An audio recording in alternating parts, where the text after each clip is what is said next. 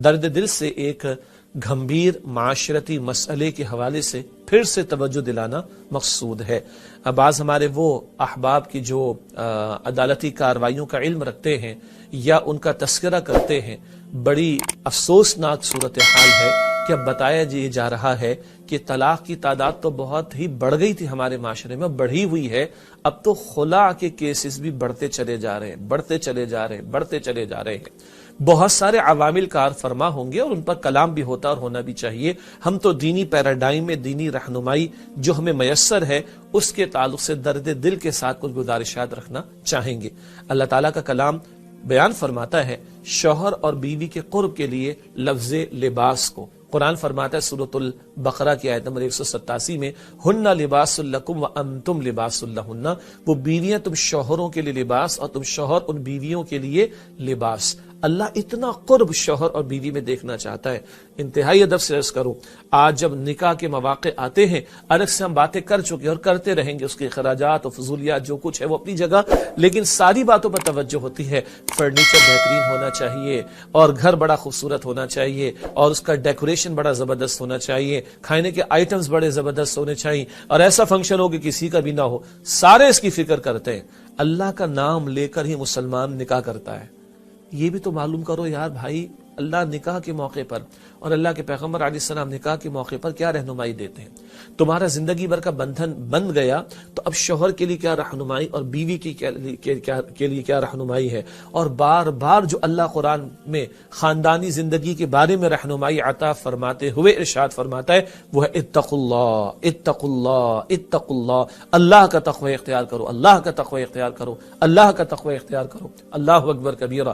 یہ ہے جو قرآن حکیم بار بار رہنمائی دیتا ہے۔ میں عرض کر رہا تھا اللہ اتنا قرب دیکھنا چاہتا ہے، میرے اس وجود سے سب سے قریب تریش ہے یہ میرا لباس ہے، اللہ یہ قرب دیکھنا چاہتا ہے۔ اور شیطان کیا چاہتا ہے؟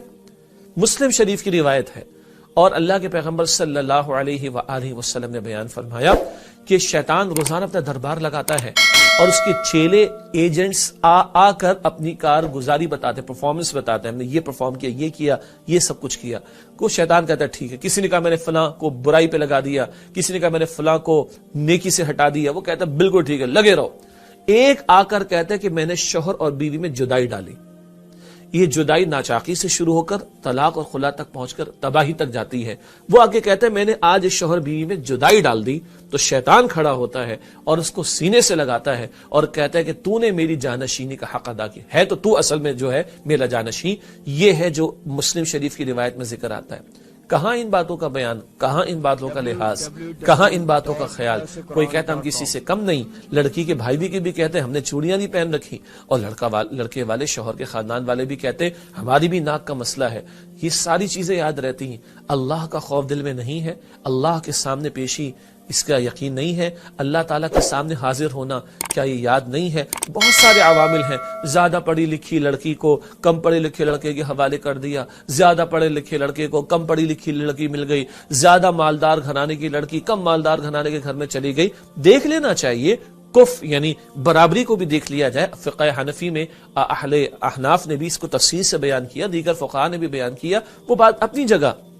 لیکن بھائی جب اللہ کا نام لے کر رشتہ طے ہو گیا تو اللہ کا نام جب تم درمیان میں لائے ہو، ہم اور آپ درمیان میں لائے ہیں، اللہ کے نام کی لاج رکھو۔ ہاں دین نے انتہائی ناپسند قرار دیا طلاق کے معاملے کو، اور انتہائی کوئی کیفیت آ جائے، پوائنٹ آف نو ریٹرن آ جائے تو دین فطرت ہے، تب وہ طلاق کا معاملہ، وہ خلا کا معاملہ دیکھا سوچا جا سکتا ہے۔ آج تو 3 مہینے شادی کے ہوا نہیں طلاق ہو رہی ہے، شادی ہوئی ہے رخصتی نہیں ہوئی، نکاح ہوا ہے رخصتی نہیں ہوئی ہے، خلا کی باتیں چل رہی ہیں۔ ارے اللہ کے بندو، یہ جلد بازی کا معاملہ، شیطان کا کھیل ختم کرو خدا کے واسطے۔ گھر کے بڑوں کو بھی سمجھنا چاہیے، شوہر بیوی کو بھی سمجھنا چاہیے۔ اللہ کا خوف دل میں اگر نہیں ہوگا، آخرت کی جواب دہی کا احساس نہیں ہوگا تو گھرانے تباہ ہوں گے۔ کچھ زنا کے راستے پہ جا رہے معاذ اللہ، جن کو خیال ہی نہیں ہو تو شادی کیا کرتے، وہ تو نکاح ہی نہیں کرتے، شادی بھی نہیں کرتے، زنا میں جاتے ہیں۔ لیکن تم نے اللہ کا نام لے کر نکاح کیا ہے۔ اللہ کے بندو غور و فکر کرو۔ شوہر ہے تو بھائی تو بڑا بنایا گیا، مرد کو بڑا بنایا گیا، قوام بنایا گیا، وہ بڑے پن کا ثبوت پیش کرے۔ تحمل کہاں چلا گیا، درگزر کہاں چلی گئی، معافی تلافی کہاں چلی گئی، ارے معاف کر دینا کہاں چلا گیا۔ بیوی اگر ہے تو اس کو بھی تابعداری کرنے کو کہا گیا شوہر کی، ارے تھوڑا جھیلو، برداشت کرو۔